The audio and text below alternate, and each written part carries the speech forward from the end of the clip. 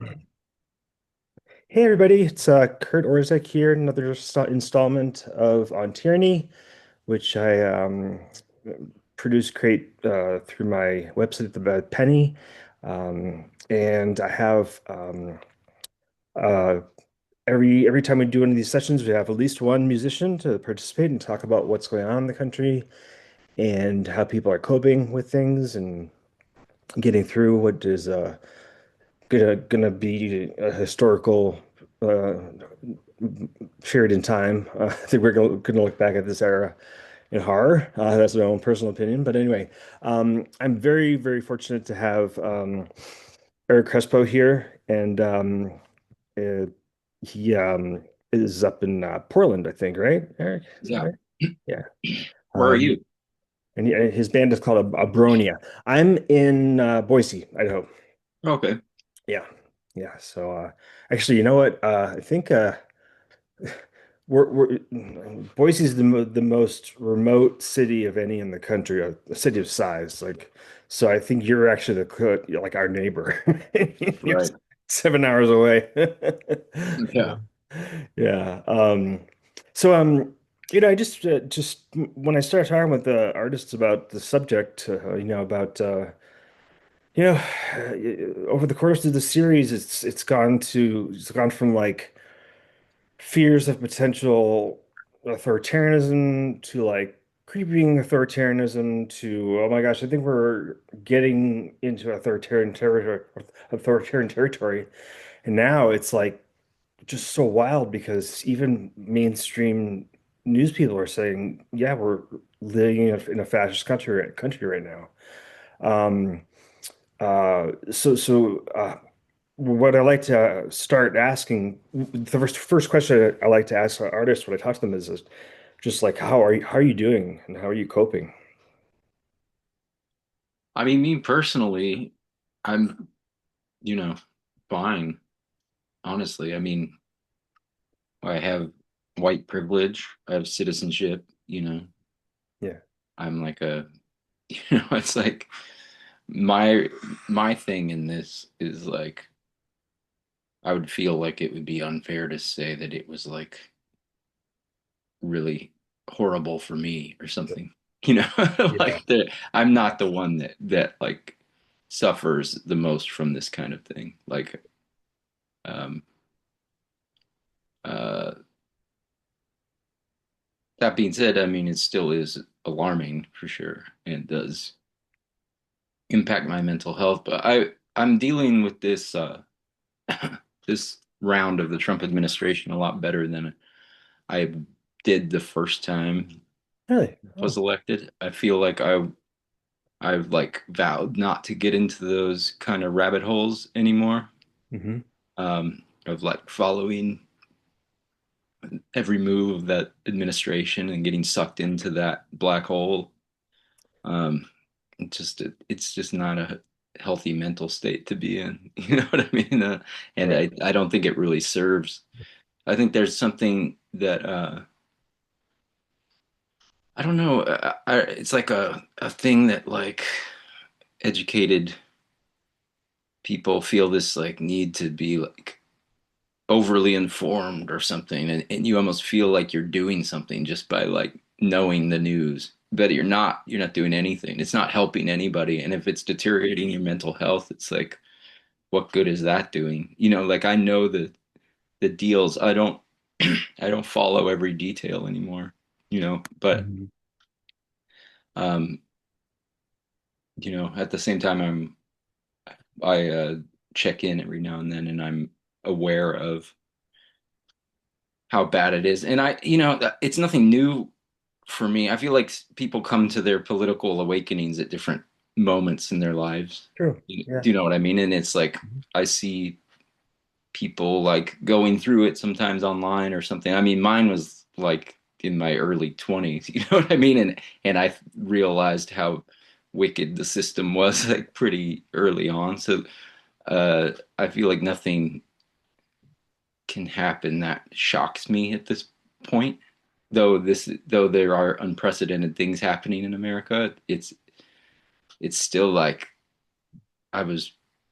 my mind state was like prepared for it because I sort of came to grips with that stuff a long time ago, under probably Obama's administration. You know what I mean? Like when you're like, oh, this is pretty good. But then if you look behind everything going on, I mean, that has been going on in America since its foundation, it's like, what is really surprising, Yeah. about any of this? It's like, it obviously could have turned this way at any point in history and probably was. I mean, look at all of slavery, segregation. I mean, there's like genocide of Native Americans. It's not like this country was like a golden land, maybe for white people or something Right. for a while, but maybe white people are now being affected by it more, and that's why it matters so much. But I feel like it was always a shit system. You know what I mean? Yeah. Yeah. So, Um, to answer your question, I guess my personal feelings like haven't changed all that much, yeah. Though I do like to try to fight back, you know, when I can, and I always have liked to. Right. Yeah, Um, Part of the reason I asked that question is because um, artistic expression and creative freedom are sort of the essence of being an artist. And when there's a government that is deciding to kill people, civilians in the streets in broad daylight with no consequences, in a country that's become lawless, I just wonder, as an artist, if you feel like um, you know, everybody's gonna be touched by this in some way or another. yeah, And I totally respect what you're saying about like white privilege and all that. I shouldn't say all that. That's makes it sound like I'm tossing it aside, but um, the idea of dissent being like I'm a writer, and most of what I write seems to be of the nature of dissent. And yeah, I mean, you know, when I walk around in Boise is kind of a sparse city, but when I pass by anybody who's not a white guy, really, I'm like, gosh, they must be fearful. They must be fearful.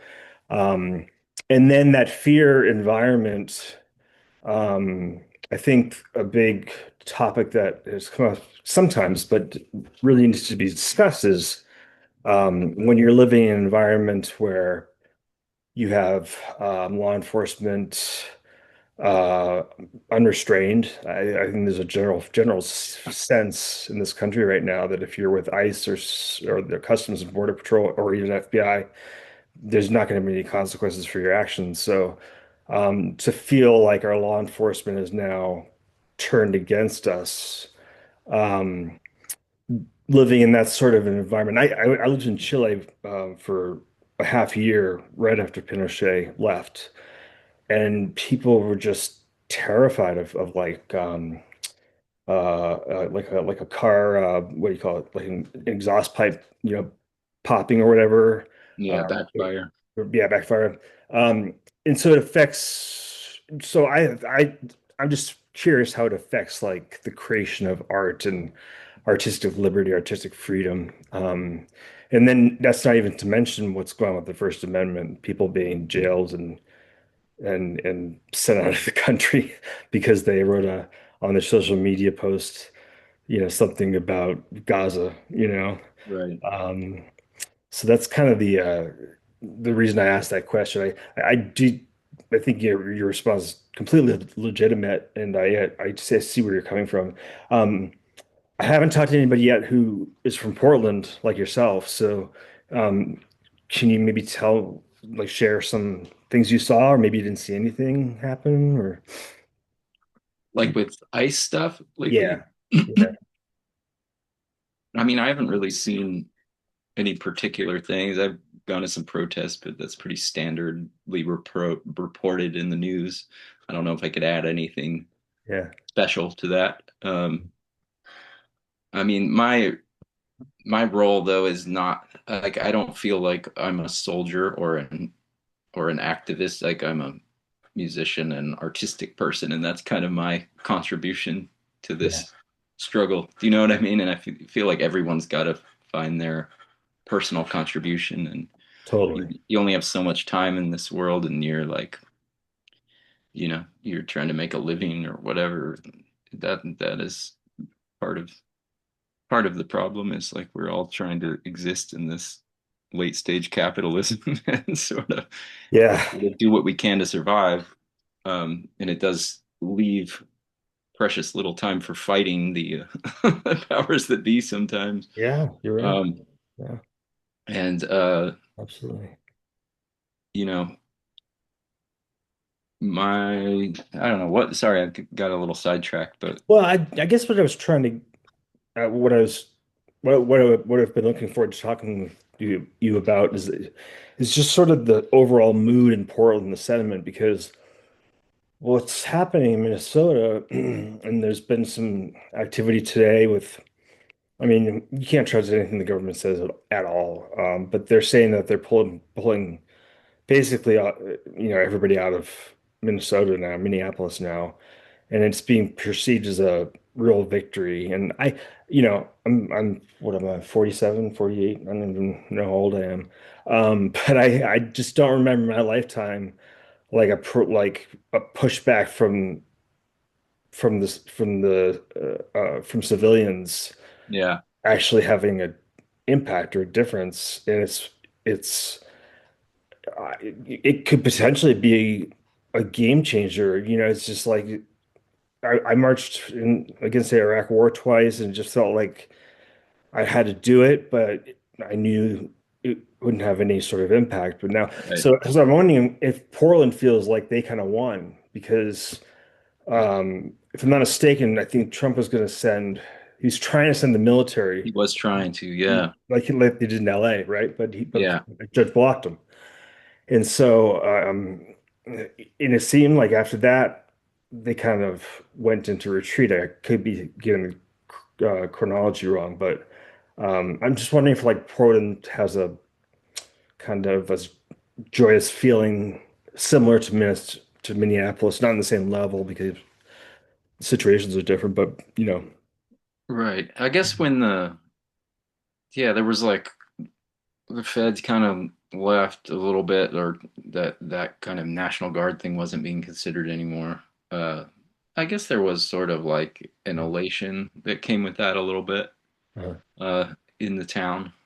yeah, It's hard for me to gauge. I'm like not out and about in public all that often. I have a 9-year old. You know what I mean? I'm oh, like congratulations. kind of, yeah, thanks. I'm just kind of like in my kind of home life most of the time, honestly. Yeah, We play shows or whatever. Sometimes I go to shows, but I'm not in the mix. I yeah, wouldn't say like to the degree that someone else might be. yeah. I work mixing and recording people, so like, I'm not even in like a public space to like in my employment. So it's like I might not be the best judge of like the temperature of the city. Yeah. Oh, But yeah, we played a benefit show that I organized this past summer for Portland Immigrant Rights Coalition. wow, Um, it's awesome. yeah, that was in August, and that was really a great event. I remember though that one band I asked to play. I mean, this is how maybe this is actually affecting my life. Like an example I just thought of. The bands had signed on to play, but then it was like after all the stuff went down, and I'd organized it before, like even all the big news came down in Portland. Oh, okay. I had organized it like months before August, and then all that stuff started happening. Like, oh, the LA stuff happened. That's what it was, where it was like ICE was really getting out of control in LA. Yeah, And then, summer, I think. Yeah. yeah, and then one of the members of the band I had asked was Canadian, had Canadian citizenship, but had a work visa to play shows in the U.S. Anyway, they that band dropped out because their drummer didn't feel comfortable playing an event like that. It was Yeah. to support Portland Immigrant Rights Coalition because he was worried like some, you know, people might like revoke his work visa stuff or whatever, you know. It's like that kind of thing is happening for a minute.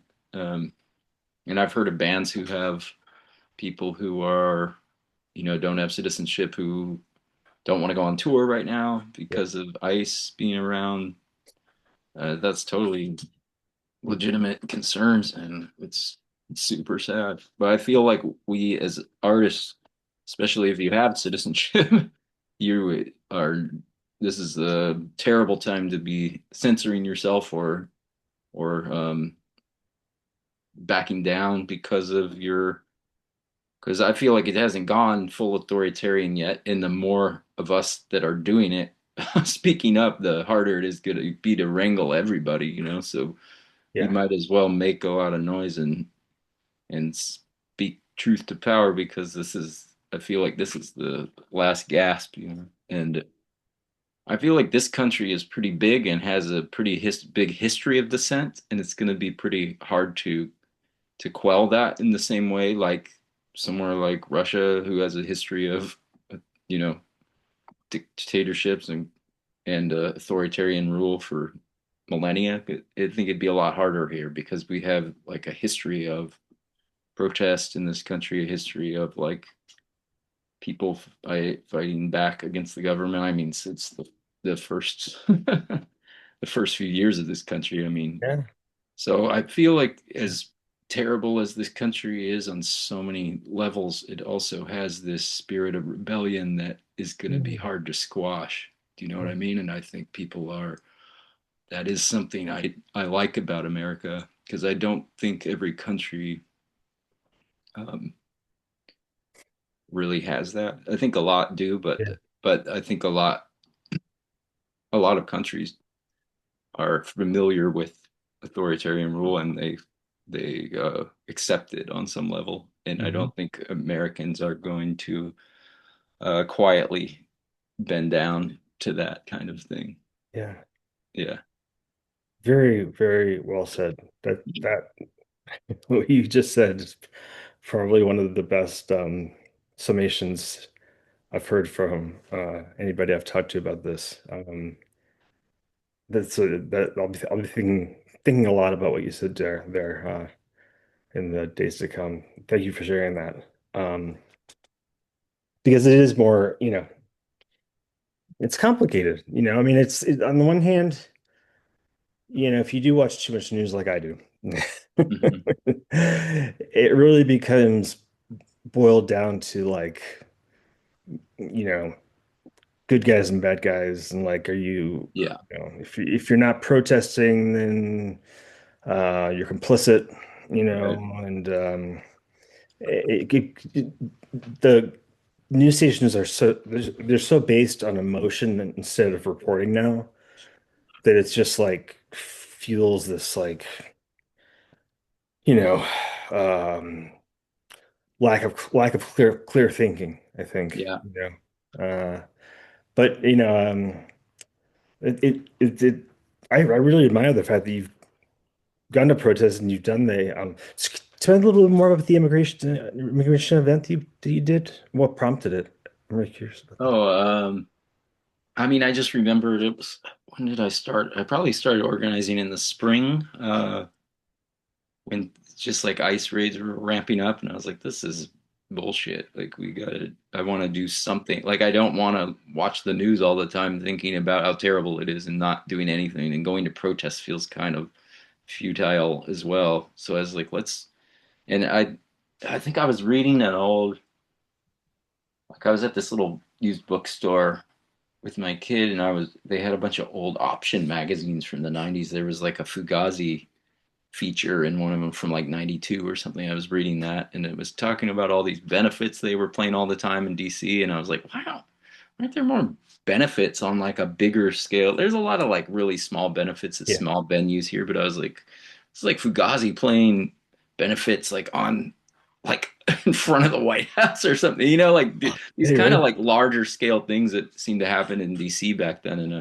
I was like, we should do more stuff like this, Yeah. like amongst the scene, Right. So I was like, well, I know enough people. I should just do it. Like I should just plan that. Yeah. So I started reaching out, and it wasn't maybe quite as big as I intended, but it was pretty good. And we raised like over $4,000 for the Yeah. Portland Immigrant Rights Coalition. We got Marisa Oh, Anderson to play and who's Edna that? Vasquez. We got Marisa Anderson to Oh, yeah. play Yeah. and Edna Vasquez and a couple other bands. And it was like an all day event and it was outside in the summer. It was really a good time. And the Portland Immigrant Rights Coalition came, and a guy from that organization spoke, and they had a table. Yeah, but it was nice to be able to like kind of put your money where your mouth is, so to speak. Yeah.